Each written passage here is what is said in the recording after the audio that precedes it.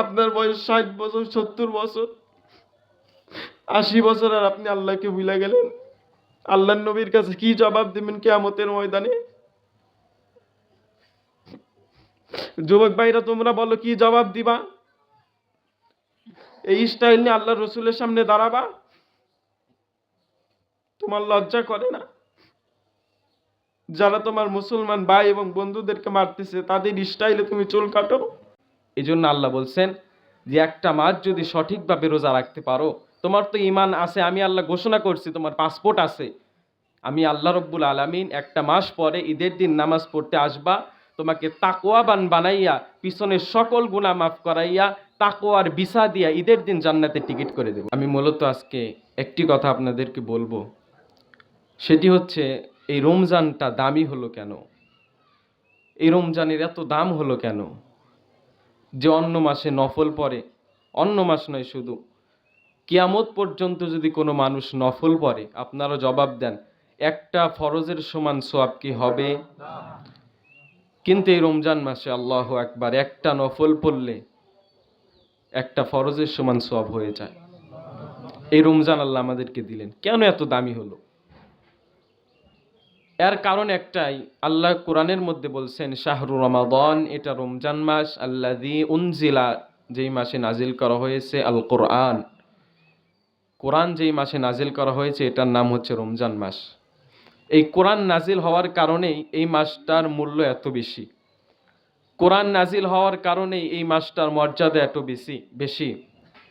একটু চিন্তা করেন, এই কোরআন যার উপরে নাজিল হয়েছে ওই লোকটার মর্যাদাও আল্লাহ বেশি করে দিচ্ছেন। যেই ফেরেশতার মাধ্যমে নাজিল করেছেন ওই ফেরেশতার মর্যাদাও আল্লাহ বৃদ্ধি করে দিচ্ছেন, শুধুমাত্র কেবলমাত্র এই কোরআন মানার কারণেই, কোরআন নাজিল হওয়ার কারণেই। এজন্য আমাদেরকে ওই কোরআন মানতে হবে, কোরআন শিখতে হবে।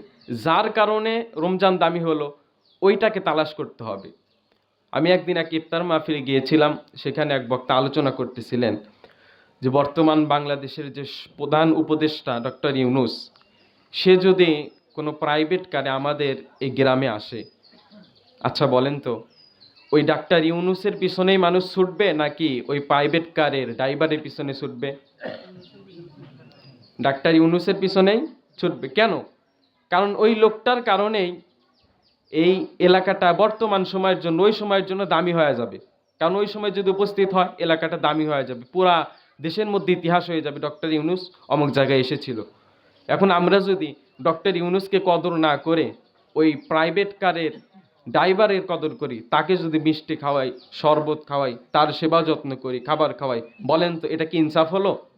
যার কারণে এত দাম বাড়লো ওটাকে না মেনে যদি আমরা অন্যটাকে তালাশ করি, হবে না। রমজান তো আপনি তালাশ করবেনই, ইবাদত করবেনই, কিন্তু রমজান কেন দামি হলো? এই কোরআনের কারণ। অতএব কোরআন পড়া শিখতে হবে। কিন্তু আফসোস, আজকে আমার সমাজের ছোট্ট থেকে বৃদ্ধ মানুষ পর্যন্ত কোরআন পড়তে পারি না, কোরআন পড়তে পারি না। কি জবাবটা দেবেন বলেন? আমাদের এই এনায়েতপুর থানার মধ্যে মাদ্রাসার অভাব। আমরা যদি একটু কষ্ট করে এদিকে ওদিকে যাই, মাদ্রাসার আমি বাদ দিলাম, প্রত্যেকটা মসজিদের ইমাম সাহেব সে কি কোরআন সহিশুদ্ধভাবে পড়তে পারে না? তো আমরা কেন গেলাম না? আমরা কেন যে কোরআনটা শিখলাম না? যে হুজুর আমার কোরআনটা পড়া ঠিক হয় নাকি একটু দেখেন। আমরা কয়জন যাই? আল্লাহর কাছে কি জবাব দেবেন? পিছনের মুরব্বীরা নয় আল্লাহর কাছে বলতে পারবে আল্লাহ ওই সময় শেখার কোনো ব্যবস্থা ছিল না, এখন মোবাইলের মধ্যে শেখা যায়, ইমাম সাহেবের কাছে শেখা যায়। মাশাআল্লাহ আমাদের প্রত্যেকটা গ্রামে একজন করে আলেম আছে, একজন করে না অনেকগুলো আলেম আছে। এখন আল্লাহর কাছে কি জবাব দেবেন বলেন? কোরআন তো পড়তে জানি না, শিখতে তো জানি না। আবার অনেক লোক আছে যারা কোরআন পড়তেও জানে, এই রমজান মাসে কোরআন উপর থেকে পেরে গিলাপ খুলে প্রতিদিন একটু করে পড়তো, কিন্তু আজকে এমন হতভাগা মুসলমান আছে আবার গিলাপ লাগায়া, সুন্দর করে গিলাপ লাগায় আবার উপরে টানায় থিয়া দিবে, পড়বে না। এটা হলো না। রমজান আমাদেরকে প্রশিক্ষণ দেওয়ার জন্য আসে। যেটা আপনি রমজানে ইবাদত করেছেন রমজানের বাহিরেও করেন, তাহলেই না তাকওয়া। রমজান আল্লাহ দিয়েছেন তাকওয়া অর্জনের জন্য। আল্লাহ বলেছেন বান্দা 11টি মাস দুপুরে খানা খাইছো, একটা মাস খানা বন্ধ করে দিছি, মন খারাপ কইরো না। আল্লাহ বোধহয় বিনয়ের সহিতই বলতেছেন, ইয়া আইয়ুহাল্লাযীনা আমানু, হে ঈমানদার, ইয়া আইয়ুহাল্লাযীনা আমানু, হে ঈমানদার। এত মায়া করে আল্লাহ ডাক দিছেন। কুরআনুল কারীমের মধ্যে ইয়া আইয়ুহাল্লাযীনা আমানু 89 বার আল্লাহ বলছেন। সুবহানাল্লাহ বলতে ইচ্ছা করে না? 89 বার আল্লাহ বলছেন। কোন সময় ডাক দিয়ে বলছেন ইয়া আইয়ুহাল্লাযীনা আমানু আতিউল্লাহ ওয়া আতিউর রাসূল। আবার কোন সময় বলছেন ঈমানদার নামাজ কায়েম করো। কোন সময় বলছেন ঈমানদার যাকাত প্রতিষ্ঠা করো। কোন সময় বলছেন ঈমানদার হজ করো।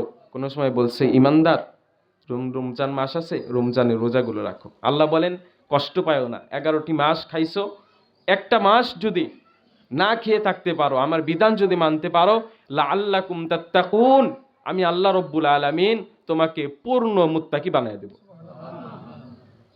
আমি আপনাদেরকে সহজভাবে বুঝাই। ঈমানটা হচ্ছে পাসপোর্ট। বলেন ঈমানটা কি? বিদেশে যাওয়ার জন্য দুইটা জিনিস লাগে, পাসপোর্ট এবং ভিসা। ঈমানটা হচ্ছে পাসপোর্ট।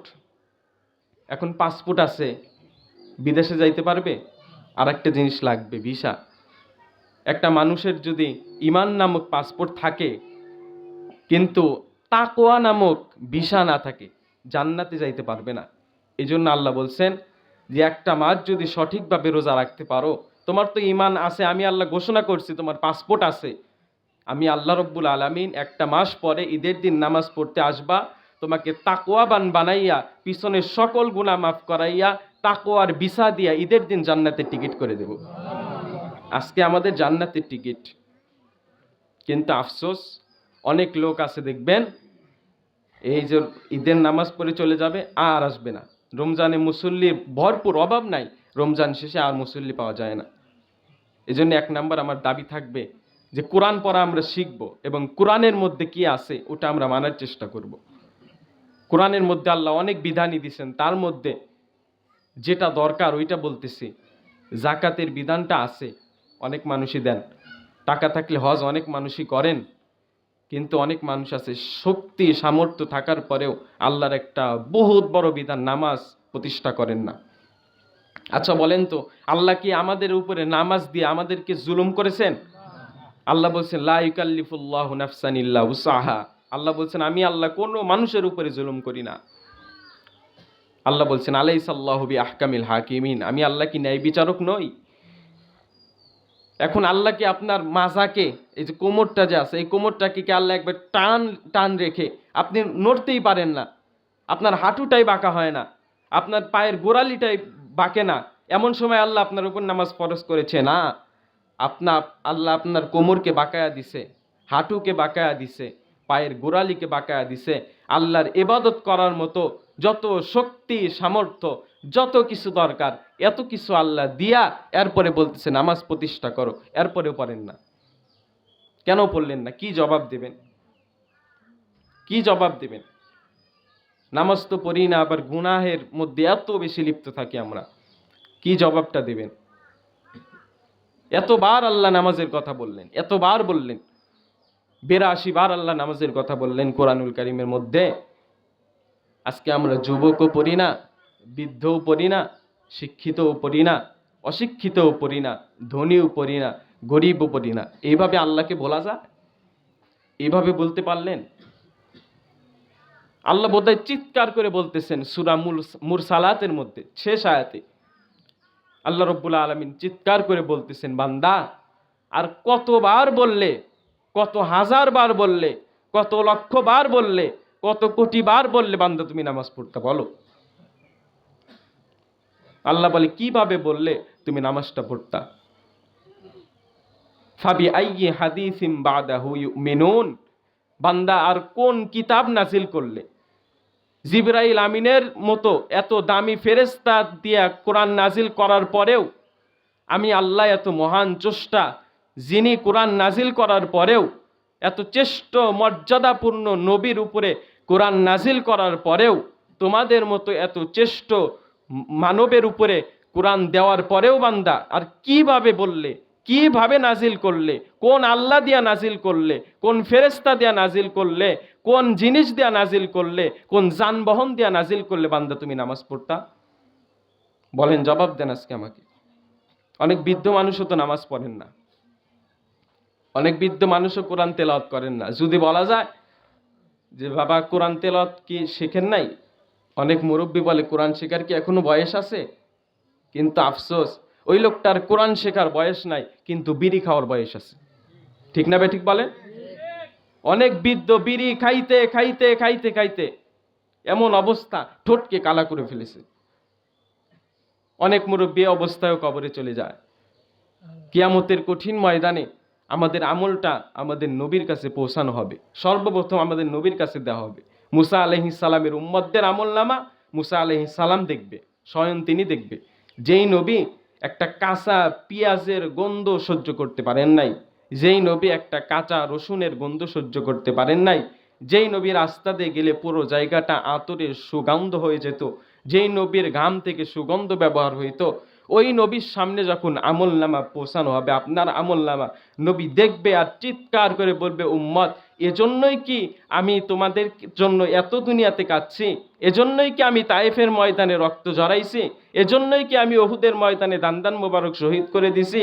এজন্যই কি আমি নবী 23টা বছর এত অত্যাচার নির্যাতনের পরেও তোমাদেরকে দাওয়াত দিছি? এজন্যই আজকে আমাকে এই বিড়ির আমলনামা দেখাইতেছো, বেনামাজির আমলনামা দেখাইতেছো? এজন্যই? যেই নবীর ব্যাপারে আল্লাহ বলছেন যে আপনাকে উম্মতের ব্যাপারে লজ্জিত করব না, ওই দিন আমাদের নবী এই আমলনামা নিয়ে আল্লাহর সামনে কিভাবে দাঁড়াবে বলে? কিভাবে দাঁড়াবে? অথচ এই নবী উম্মতের জন্য এত বেশি কাঁদছেন। হাদিসের মধ্যে আসছে যে একটা বাক্য দিয়া আল্লাহ রসুল পুরা রাত পার করে দিচ্ছেন, ইং তো আযিবুহুম ফাইন্নাহুম ইয়াতুবুক।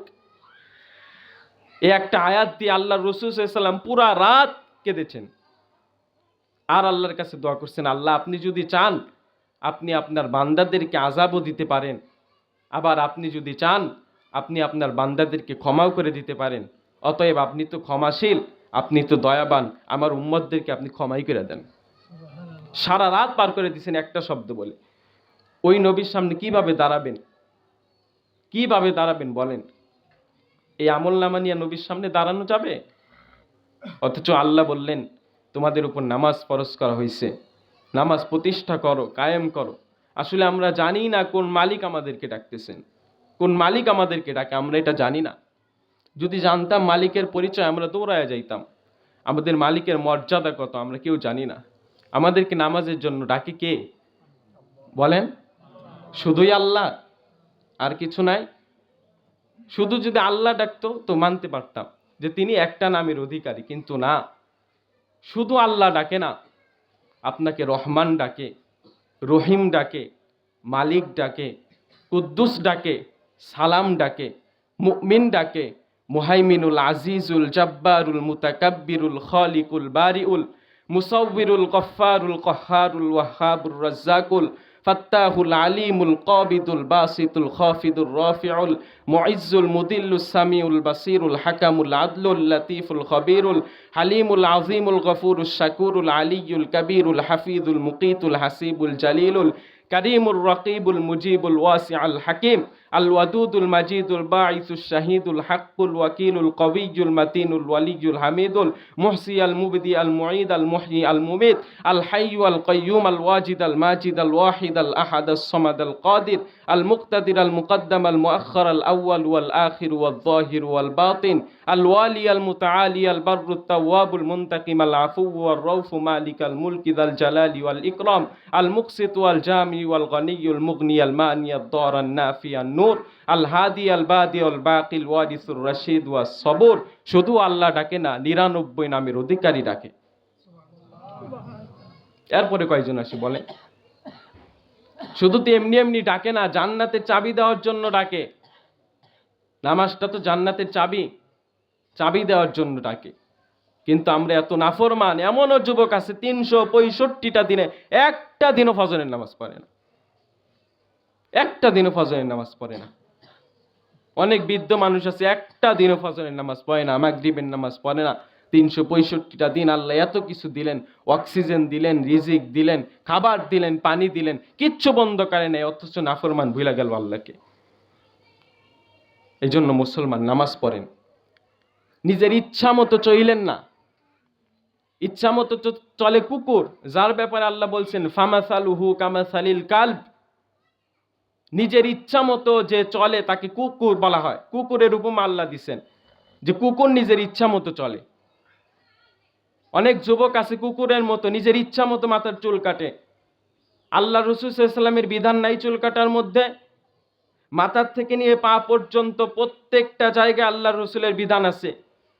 কিভাবে চুল কাটতে হয় আল্লাহ রসুলের বিধান নাই? তো ওরকম ভাবে চুল কাটেন কেন আপনারা? সেলুনের মধ্যে অনেক নায়ক নায়িকাদের আপনার ছবি দেয়া থাকে, এই স্টাইলে চুল কাটা হয়, এই স্টাইলে চুল কাটা হয়। আপনি মুসলমান, আপনি বলেন তোর মধ্যে বাইজিদ বুস্তামি কোথায়? বাইজিদ বুস্তামি আছে? ওর মধ্যে আব্দুল কাদের জেলানি কোথায় আছে? আল্লাহ নবীর চুলের স্টাইল ওর মধ্যে আছে? ওগুলো সব হিন্দু, সব খ্রিস্টান, সব বৌদ্ধ নাসারা, যারা আল্লাহর বিরুদ্ধাচরণ করে, মুসলমানদেরকে মারে। এই যে ফিলিস্তিনের মুসলমান মার খাইতেছে, কত বছর ধরে মার খাইতেছে দেখেন। এই রমজানেও আমরা তো কত বেগুনি পেঁয়াজি আলুর চপ কত তাদের ইফতারি করি, কিন্তু এই ফিলিস্তিনি মুসলমান ভাইরা, ছোট্ট ছোট্ট বাচ্চারা দেখি ঘাস দিয়ে ইফতার করতেছে। আর আপনি মুসলমান, ওই আল্লাহকে ফিলে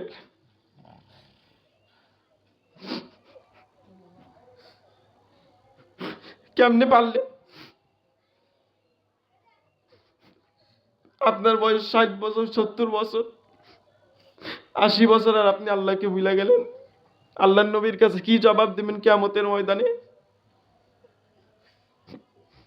যুবক ভাইরা তোমরা বলো, কি জবাব দিবা?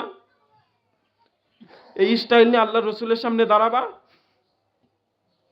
তোমার লজ্জা করে না?